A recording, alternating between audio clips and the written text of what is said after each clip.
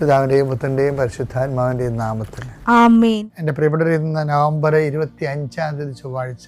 അമ്മേ പരിശുദ്ധ അമ്മേ, അമ്മേ പരിശുദ്ധമേ, ദൈവമാതാവേ, കൃപാസനത്തിലൂടെ ഞങ്ങളുടെ ദേശത്തിനും അമ്മ മധ്യസ്ഥം തേടി തന്ന എല്ലാ അനുഗ്രഹങ്ങൾക്കും കൃപകൾക്കും ഞങ്ങളിപ്പോൾ ഹൃദയം നിറഞ്ഞ നന്ദി പറയുന്നു. അമ്മേ പരിശുദ്ധമേ, ദൈവമാതാവേ, 2004 ഡിസംബർ 7 ഉച്ചകഴിഞ്ഞ് 2:30 കൃപാസനത്തിൽ സംഭവിച്ച അമ്മയുടെ പ്രത്യക്ഷപ്പെടലിനെ തിരുസഭയ്ക്ക് സമർപ്പിച്ചിരിക്കുന്ന പഠനരേഖകളുടെ മേൽ സഭാത്മകമായ പഠനം ആരംഭിക്കുവാൻ ഞങ്ങൾ പ്രാർത്ഥിക്കുന്നു. അമ്മേ പരിശുദ്ധമേ, ഭൂസ്വർലോകങ്ങളുടെ രാജ്ഞിയായ അങ്ങേയ്ക്ക് ഭൗമസംരക്ഷണത്തിനായി പ്രപഞ്ചപ്രകൃതിയെ തന്നെ തിരുസഭ പ്രതിഷ്ഠിക്കുവാൻ ഈ പ്രത്യക്ഷീകരണം വഴി ഇടയാക്കണമേ. പരിശുദ്ധമേ, ജപമാല മാതാവേ, സകല കൃപാസനം പ്രാർത്ഥനയോടും ചേർത്ത് ഞങ്ങളിപ്പോൾ പ്രാർത്ഥിക്കുന്ന ഈ കുടുംബത്തിന്റെ പ്രത്യേക നിയോഗം പറ മക്കളെ.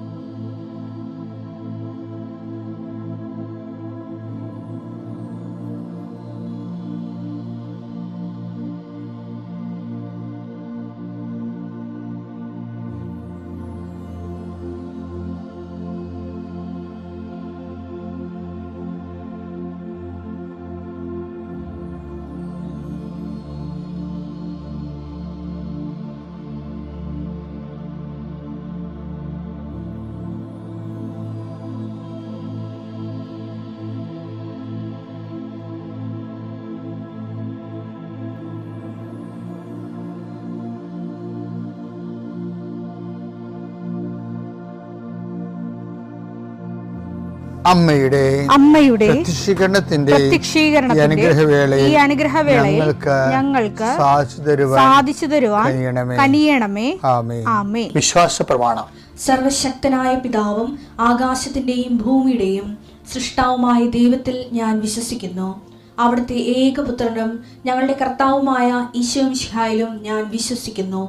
ഈ പുത്രൻ പരിശുദ്ധാത്മാവിനാൽ ഗർഭസ്ഥനായി കന്യകാമറിയത്തിൽ നിന്ന് പിറന്ന് പൊന്തിയോസ് പീലാത്തോസിന്റെ കാലത്ത് പീഡകൾ സഹിച്ച് കുരിശിൽ തറയ്ക്കപ്പെട്ട് മരിച്ച് അടക്കപ്പെട്ട് പാതാളങ്ങളിൽ ഇറങ്ങി മരിച്ചവരുടെ ഇടയിൽ നിന്ന് 3-ാം നാൾ ഉയർത്ത് സ്വർഗത്തിലേക്ക് എഴുന്നള്ളി സർവശക്തിയുള്ള പിതാവായ ദൈവത്തിന്റെ വലതുഭാഗത്തിരിക്കുന്നു.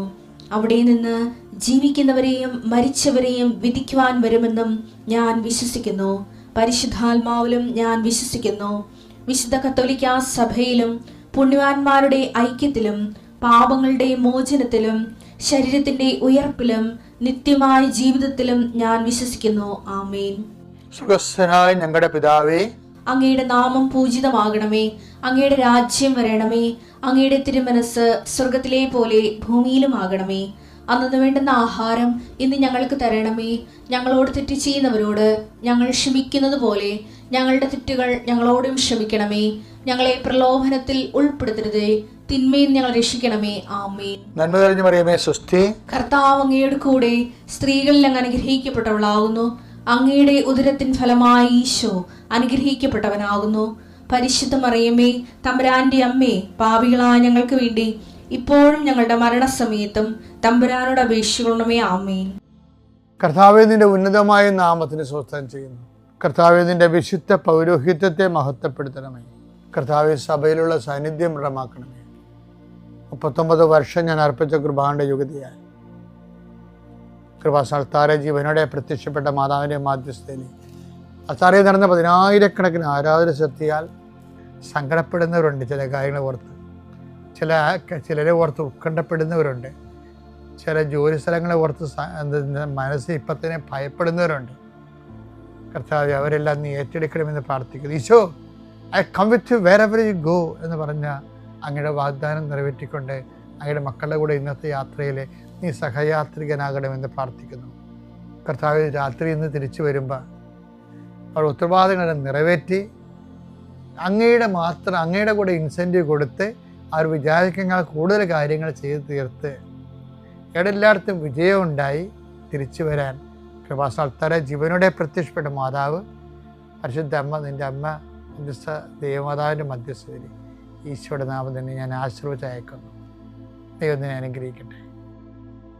ഞാൻ ഇന്നലെ പറഞ്ഞതിന് ഇന്ന് പറയാൻ പോകും, പക്ഷെ അതേ രീതിയിലല്ല, അതിൻ്റെ അടുത്ത ഘട്ടങ്ങളാണ്. അതറിയാമോ, ഒരാഴ്ചയിൽ ഒരേ തീം തന്നെയാണ് കൈകാര്യം ചെയ്യുന്നത്. അപ്പം നിങ്ങൾക്ക് അതിൻ്റെ വിവിധമായ വശങ്ങളെ പിടികിട്ടും. ഇപ്പോൾ ഒരു സ്കൂബ് തന്നെ എടുത്തിട്ട് അതിൻ്റെ വ്യത്യസ്തമായ വശങ്ങൾ കാണിക്കുക. സംഭവം ഒന്ന് തന്നെ ആയിരിക്കും, അതിൻ്റെ എല്ലാ 8 ദിക്കുകളെയും നമ്മൾ കാണിക്കും. ആ 8 ദിവസം അങ്ങനെ ദൈവവചനം ഡെയിലി ബ്രെഡ് മുന്നോട്ട് പോകും. ഇന്ന് ഞാൻ ഇവിടെ പറയാൻ ഉദ്ദേശിക്കുന്നത്, എൻ്റെ നിർമ്മലൻ എന്ന് വചനത്തിലെ ഒരു നല്ല വാക്കുണ്ട്. നിർമ്മലൻ അഴിഞ്ഞു പോകാൻ അനുവദിക്കത്തില്ലെന്നല്ല, എൻ്റെ നിർമ്മലൻ എന്ന് കിടക്കണേ, എൻ്റെയാണ്. സങ്കീർത്തനങ്ങൾ 16:10. അവിടുന്ന് എന്നെ പാതാളത്തിൽ തള്ളുകയില്ല. അവിടുന്ന് എന്നെ പാതാളത്തിൽ തള്ളുകയില്ല. അങ്ങയുടെ പരിശുദ്ധൻ ജീർണിക്കാൻ അനുവദിക്കുകയില്ല. പരിശുദ്ധൻ അഴിഞ്ഞു പോകാൻ അനുവദിക്കത്തില്ല.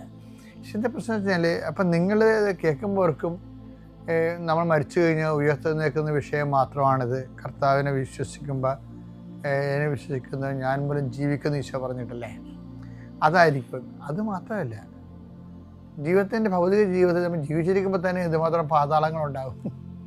നമ്മൾ വീട് പോണ പാതാളങ്ങളില്ലേ, പാപമാകാം, ബിസിനസ് തകർച്ചയാകാം, ജോലി നഷ്ടമാകാം, വിസ പുതുക്കാത്തതാകാം, അങ്ങനെ പല പാതാളങ്ങളുണ്ട് നമ്മുടെ ജീവിതത്തിൽ ഇല്ലേ.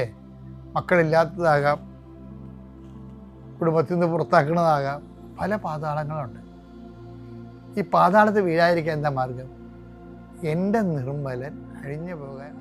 അവിടുന്ന് എന്നെ പാതാളത്തിൽ തള്ളുകയില്ല. അവിടുന്ന് എന്നെ പാതാളത്തിൽ തള്ളുകയില്ല. ആരെയാണ് ഇത്തരം പാതാളത്തിലേക്ക്, തകർച്ചയിലേക്ക് വിടാത്തത്? ആരെയാണ്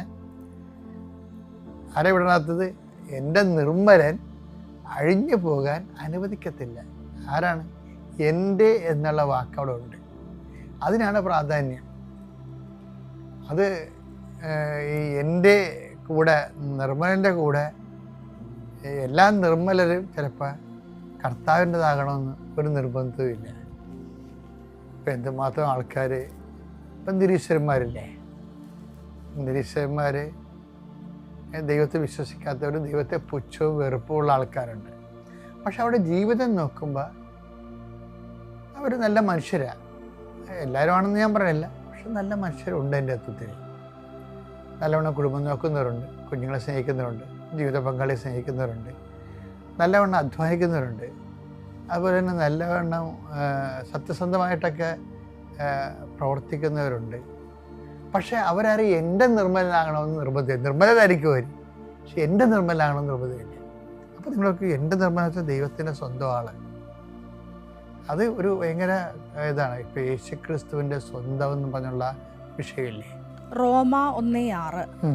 യേശുക്രിസ്തുവിന്റെ സ്വന്തമാകാൻ വിളിക്കപ്പെട്ടിരിക്കുന്ന നിങ്ങളും സ്വന്തമാകാൻ വിളിക്കപ്പെട്ടവർ.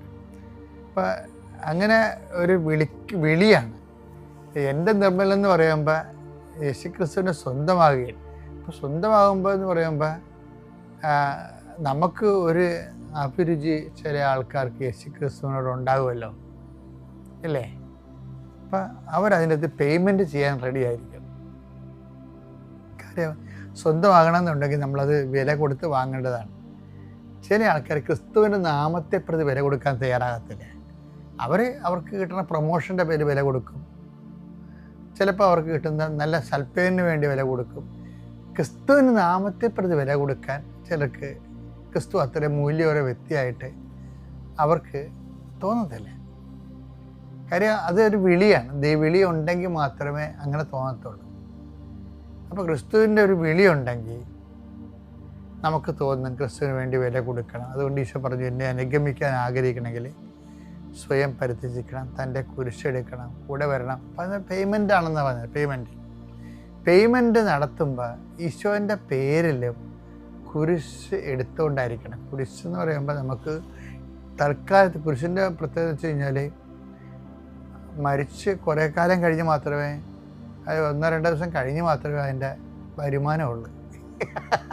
എന്താണ് കുരിശെന്ന് ചോദിച്ചാൽ നമ്മൾ ചെയ്യുന്ന എല്ലാ പ്രവൃത്തികൾക്കും അപ്പോഴപ്പോൾ നമുക്ക് റിട്ടേൺസ് കിട്ടണം. കുരിശിന് മാത്രം കിട്ടത്തില്ല. അതാണ് കുരിശിൻ്റെ പ്രത്യേകത. 3-ാം ദിവസം കത്തുന്നേക്കത്തുള്ളൂ. തമസ്സർ പറഞ്ഞതല്ലേ. അപ്പോൾ കുരിശെടുക്കുന്ന കാലത്തൊന്നും റിട്ടേൺസ് ഇല്ല നമുക്ക്. അതിന് റിട്ടേൺസ് കുറേ കാലം കഴിഞ്ഞേ ഉള്ളൂ. അപ്പോൾ 3 ദിവസം കഴിഞ്ഞാന്ന് പറയുമ്പോൾ 3 ദിവസം കഴിഞ്ഞ ഉടനെ നമ്മൾ ഡേറ്റ്, കലണ്ടറിലെ ഡേറ്റ് എണ്ണി വെക്കരുത്. ആ 3 ദിവസം എന്ന് പറയുന്നത് ഉയർത്തെഴുന്നേൽക്കുന്ന ദിവസമാണ്. അടക്കി കർത്താവിൻ്റെ നിത്യതയിലാണ്. 3-ാം ദിവസം എന്ന് പറയുന്നത് നിത്യതയാണ് ഉദ്ദേശിക്കുന്നത്. അപ്പം ചില കുരിശിൻ്റെ റീഫണ്ട്, ചിലർ എന്നെ മക്കൾ നോക്കണില്ല അച്ഛാ, എന്നെ പുറത്താക്കി എന്നൊക്കെ പറഞ്ഞ് വരത്തില്ലേ. അവരെൻ്റെ അടുത്ത് വരുമ്പോൾ ഞാൻ അവരെ തൽക്കാലത്തേക്ക് എന്തെങ്കിലും അവരെ അക്കോമഡേറ്റ് ചെയ്യാൻ സ്ഥലം കൊടുക്കുമെങ്കിലും അതല്ല എന്നെപ്പോലുള്ളവർ ചെയ്യേണ്ടതെന്ന് എനിക്കറിയാം. എന്താ കാര്യം? അത് ചെയ്തിട്ട് അത് മാത്രം ചെയ്യാൻ റോട്ടറി ക്ലബ്ബുകാർ മതി ഇവിടെ. അതിനൊരു പുരോഹിതൻ്റെ ആവശ്യമില്ല. ഒരു ഡിപ്രൈവ്ഡ് ആയിട്ട് വീട്ടിൽ നിന്ന് തള്ളി പുറത്താക്കിയ മാതാപിതാക്കന്മാർ അവരൊരു പുരോഹിതനടുത്ത് വരുമ്പോൾ നമ്മൾ അവർക്കൊരു അഭയം കൊടുക്കണം. പക്ഷേ ആ അഭയം പരിപാടി എന്ന് പറയുന്നത് അത് വേണമെങ്കിൽ റോട്ടറി ക്ലബ്ബുകാർക്ക് ചെയ്യാം. അല്ലെങ്കിൽ അനാഥാലയങ്ങളൊക്കെ നടത്തുന്ന ഒത്തിരി പേരില്ലേ, ലേമാനുണ്ട്, അവർക്ക് ചെയ്യാൻ പറ്റും. പുരോഹിതൻ അത് ചെയ്യേണ്ടതാണ്. പക്ഷെ പുരോഹിതൻ അത് മാത്രം ചെയ്താൽ പോരെ. എന്താ കാര്യം? ഇവർ പുറത്താക്കി ഈ മക്കളെ വളർത്തിയിട്ട് അവർക്ക് അതുകൊണ്ട് പ്രത്യേകിച്ച് പ്രയോജനമില്ല. അപ്പം മക്കൾക്ക് വേണ്ടി പണ്ടെടുത്ത കുരിശ് മക്കൾ റീഫണ്ട് ചെയ്യുന്നില്ല. പിന്നെ എന്ത് ചെയ്യും? നിത്യത്തിലാണ് റീഫണ്ട് ചെയ്യണത്. അപ്പം അതുകൊണ്ട് നിങ്ങൾ ഭൂതകാലത്ത് മക്കൾക്ക് വേണ്ടി എടുത്ത കുരിശുകൾ കർത്താവിൻ്റെ നാമത്തിലേക്ക് അക്കൗണ്ട് ചേഞ്ച് ചെയ്യാൻ പറയും. നിങ്ങളത് നിങ്ങളുടെ പേരിലായിരുന്നല്ല അതൊക്കെ ചെയ്തുകൊണ്ടിരുന്നത്. ഞാൻ പ്രസവിച്ച എൻ്റെ മകൻ എനിക്ക് ഞാൻ അവന് വേണ്ടി ഉറക്കം നിൽക്കുമെന്നൊക്കെ പറഞ്ഞ് നിങ്ങളുടെ അക്കൗണ്ടിലാണ് അതെല്ലാം ചെയ്തിരുന്നത്. അതൊന്നും ഇപ്പോൾ റീഫണ്ടബിൾ അല്ലെന്ന് കണ്ടാൽ പിന്നെ ചെയ്യാവുന്ന ഒരു അടുത്ത മാർഗം എന്ന് പറയുന്നത് അത് നിങ്ങൾ ക്യാരി ഓവർ ചെയ്തിട്ട് കർത്താവിൻ്റെ അക്കൗണ്ടിലേക്ക് കൊണ്ടുവരണം. അതാണ് നിങ്ങൾ അതായത് എൻ്റെ നാമത്തിൽ എന്നെ അനുഗമിക്കാൻ ആഗ്രഹിക്കുന്നവൻ സ്വയം പരിത്യജിക്കുക എന്ന് പറയുമ്പോൾ നിത്യതയെ റീഫണ്ടബിൾ ആകുന്നതാണ് കുരിശെന്ന് പറഞ്ഞത് യഥാർത്ഥത്തിൽ. ബാക്കി എന്ത് കുരിശെടുത്താലും ഇപ്പം നിങ്ങളെ കുത്തിയിരുന്ന് പഠിക്കണം, രാത്രിയും പകലും പഠിക്കുന്നു, നിങ്ങൾക്ക് 4 അക്ക ശമ്പളം കിട്ടുന്നു കുറച്ച് കഴിയുമ്പോൾ, അതൊന്നും കുരിശല്ല. പഠനമൊന്നും കുരിശല്ല. എന്താ കാര്യം? പഠിക്കണത് എന്തിനു വേണ്ടിയാണ്? അത് നിങ്ങളുടെ നിങ്ങൾ ജോലി എടുത്തിട്ട് നിങ്ങളുടെ കുഞ്ഞുങ്ങളെ പോറ്റാനാണ്. പല അണ്ണന്മാർക്കും കുഴപ്പം എന്താ പറയുക, 84 വയസ്സ് 82 വയസ്സെന്നൊക്കെ പറഞ്ഞ് കണക്കൂട്ടി നോക്കുമ്പോഴേ ബാലൻസ് നില്ല. എന്താ കാര്യം? കർത്താവിന് വേണ്ടി എടുത്ത കുരിശുകളൊന്നുമില്ല. കുറേ കുരിശുകൾ ഭർത്താവിന് വേണ്ടി എടുത്ത്, കുറേ കുരിശ് ഭാര്യയ്ക്ക് വേണ്ടി എടുത്ത്, അതെല്ലാം നിങ്ങൾ തന്നെ അവിടേക്ക് നിന്ന് അതിൻ്റെ വരുമാനം മേടിച്ചു, അവരുടെ ആശ്വാസവും അവരുടെ സന്ധിപ്പൊക്കെ വാങ്ങിച്ച് ടാരിയായി പോയി. റീഫണ്ടബിൾ അല്ലാത്ത സാധനം when we take the name of Jesus Christ, that is the Holy Cross. ക്രോസും ഹോളി ക്രോസും ഉണ്ട്. ക്രോസും ഹോളി ക്രോസും ഉണ്ട് എന്ന് വെച്ച് കഴിഞ്ഞാൽ യേശുവിൻ്റെ നാമത്തിൽ എടുക്കുന്നതാണ് ഹോളി ക്രോസ് എന്ന് പറയുന്നത്. അല്ലാതെ സാധാരണ വരുന്ന മനുഷ്യന്മാരെല്ലാം എടുക്കുന്നത് അവർക്ക് വേണ്ടി എടുക്കുന്ന കുരിശ് സാധാരണ കുരിശാണ്. റീഫണ്ടബിൾ അല്ലാത്തതും യേശുക്രിസ്തുവിൻ്റെ നാമത്തിൽ എടുത്തിട്ട് യേശുക്രിസ്തു റീഫണ്ട് ചെയ്യുമെന്ന് പറഞ്ഞിരിക്കുന്ന സംഭവത്തിനെയാണ് കുരിശെന്ന് പറയണത്. അപ്പം അത് ഈ കുരിശ് കർത്താവിൻ്റെ നാമത്തിൽ എടുത്തു കഴിഞ്ഞാൽ നമുക്ക് ഒരു കുരിശ് റീഫണ്ടബിൾ അല്ലെങ്കിൽ ആ കുരിശ് ഹോളി ക്രോസ് ആകാൻ സാധ്യതയുണ്ട്. അത് യേശുവിൻ്റെ നാമത്തിൽ എടുത്ത് കഴിയുമ്പോൾ നമുക്ക് എൻ്റെ നിർമ്മലനാകും. ഓക്കെ അല്ലേ? ക്രിസ്ത്യാനിയായിട്ട് ജീവിത കാര്യമല്ലേ, എൻ്റെ നിർമ്മലനാകണം. അത് സ്റ്റാറ്റസാണ്. ഓക്കെ അല്ലേ? Thank you.